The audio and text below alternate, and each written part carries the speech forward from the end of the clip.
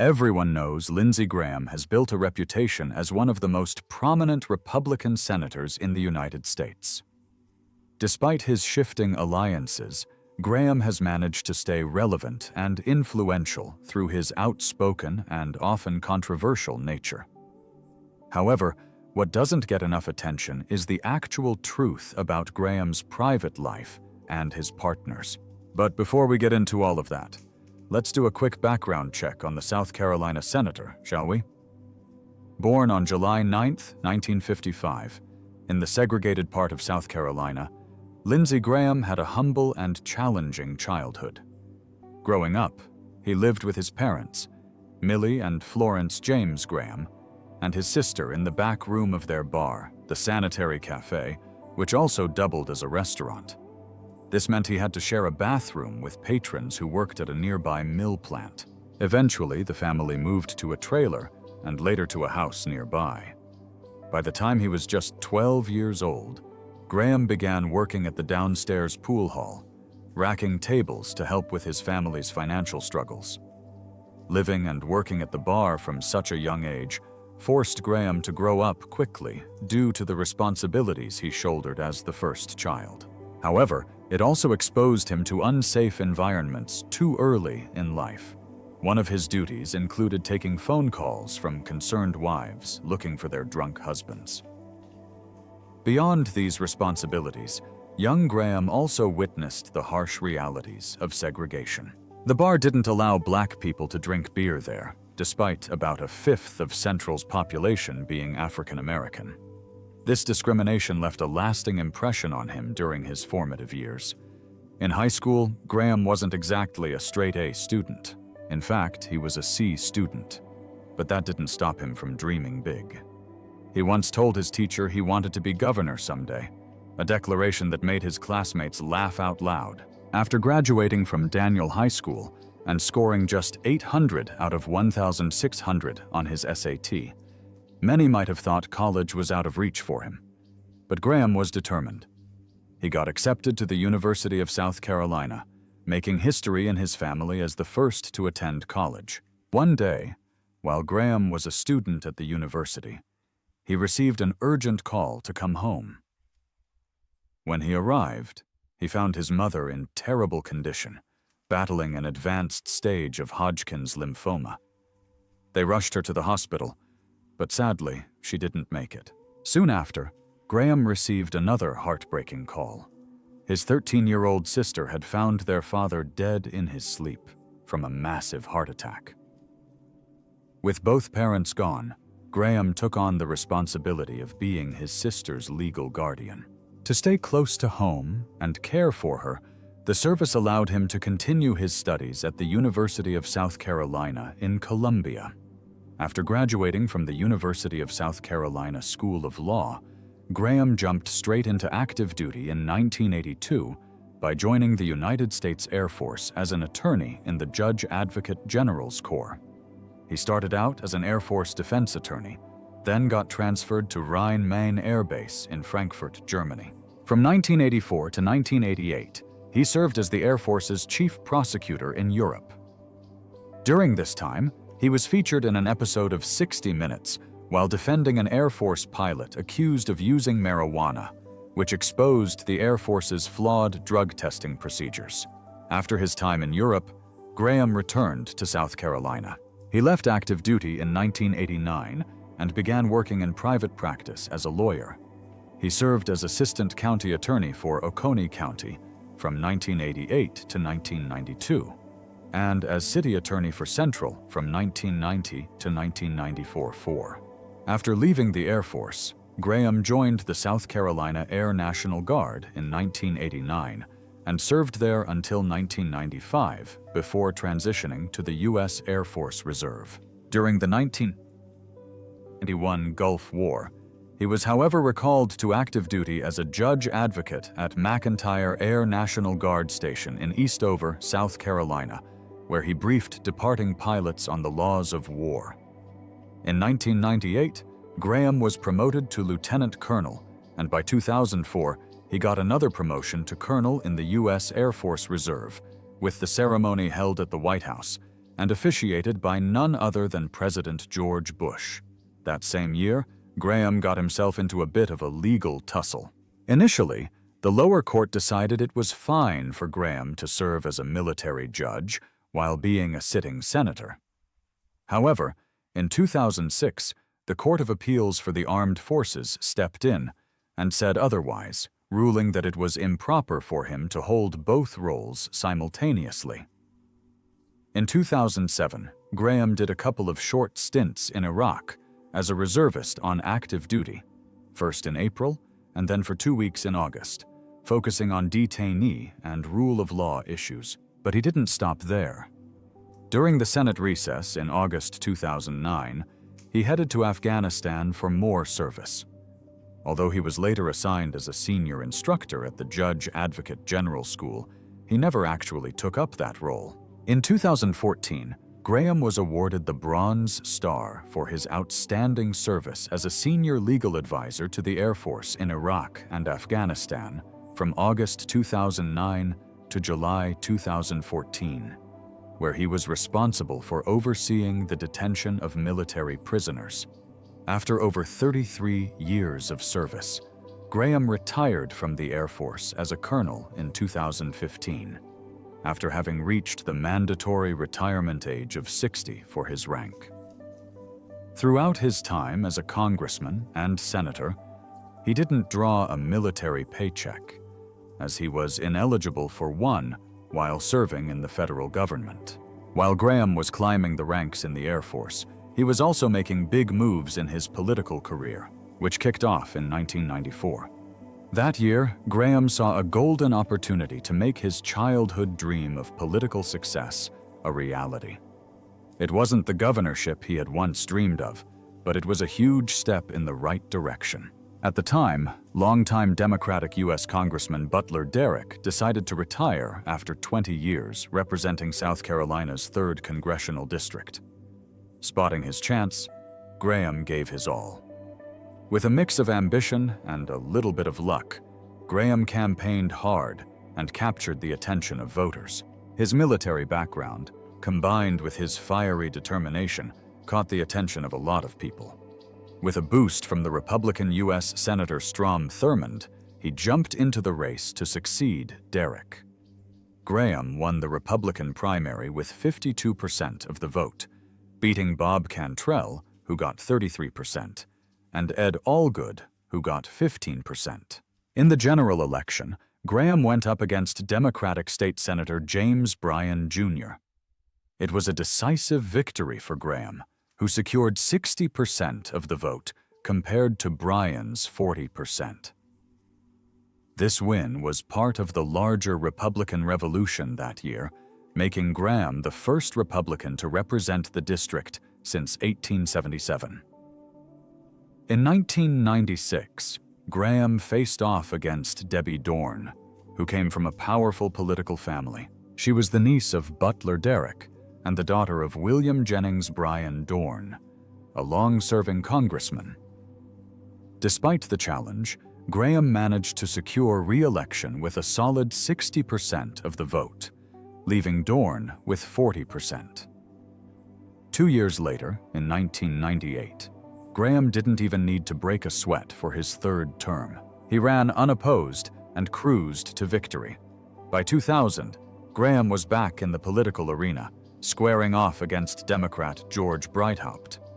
The campaign was hard-fought, but Graham's popularity held strong, winning him a convincing 4th term with a commanding 68% of the vote, while Breithaupt trailed with 30%.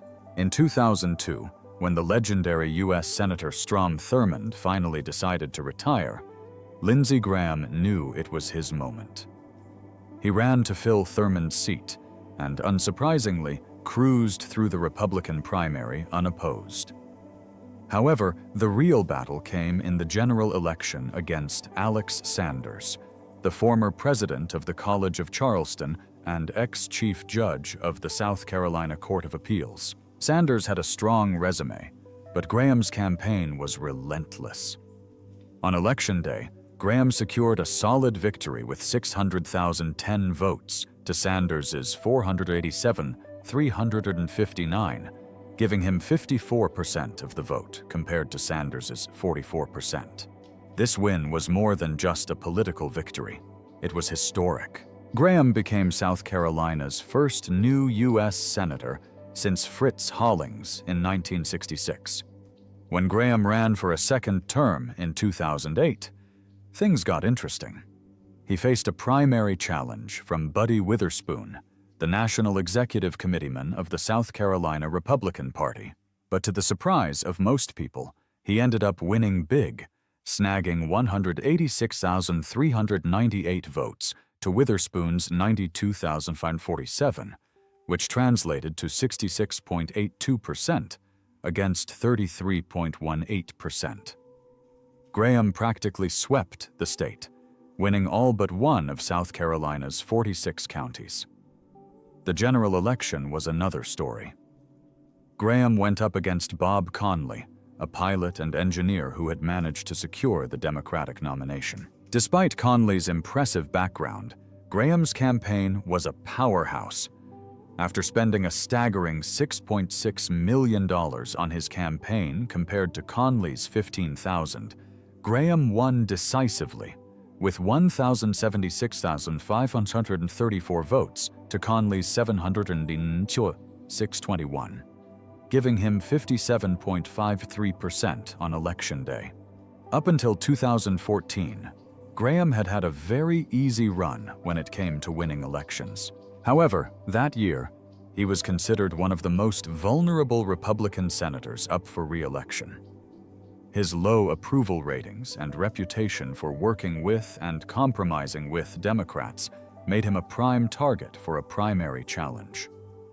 Conservative activists, including the Tea Party movement, were eager to unseat him. Chris Chocla, president of the Club for Growth, even indicated that his organization would back a primary challenger if a strong candidate emerged.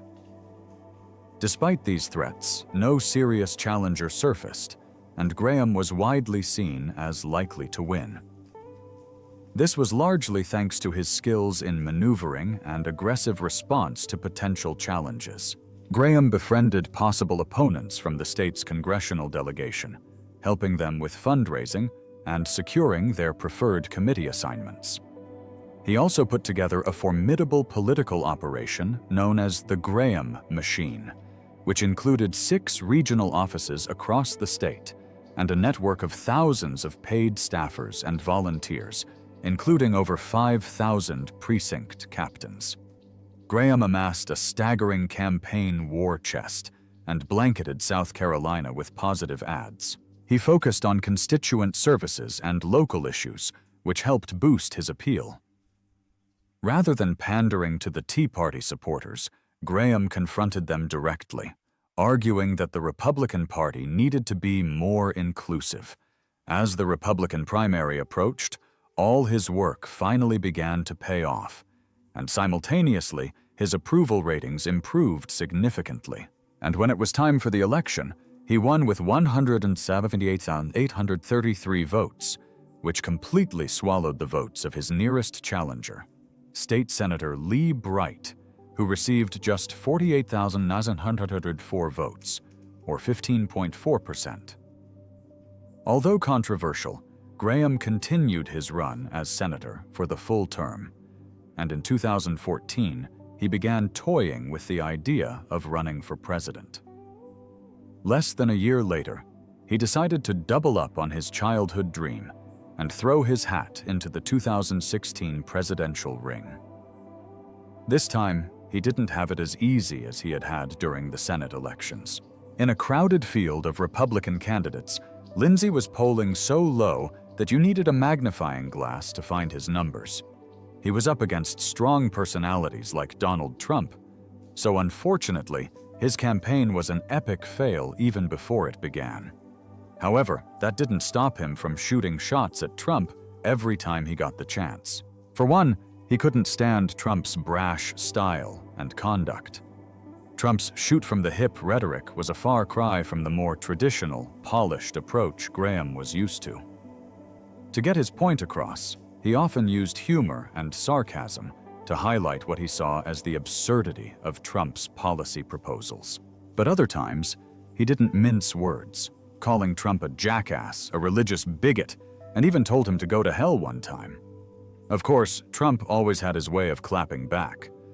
One time, he even read Graham's phone number out in a press conference. Shortly after that, Graham looked around, saw the writing on the wall, and decided to pull the plug and drop out of the presidential run on December 21st, 2015.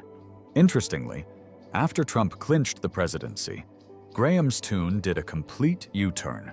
Back in March 2017, he had a meeting with Trump that went surprisingly well.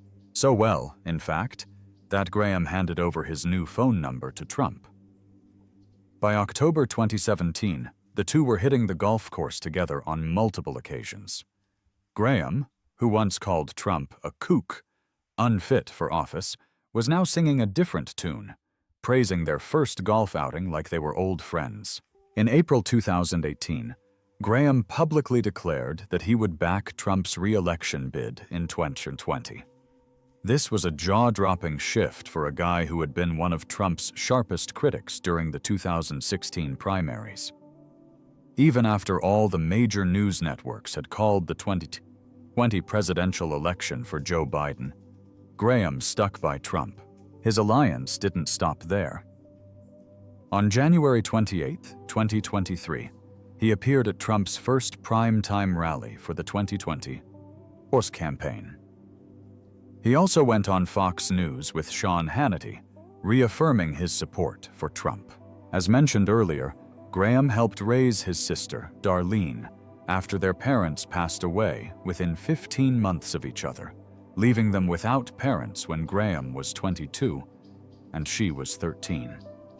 Losing both parents and having to essentially become a parent to his sister was one of the toughest challenges he faced. Although he loved Darlene deeply, it was incredibly difficult for a 22-year-old to shoulder such a heavy responsibility. This experience, however, brought them incredibly close. They became almost inseparable.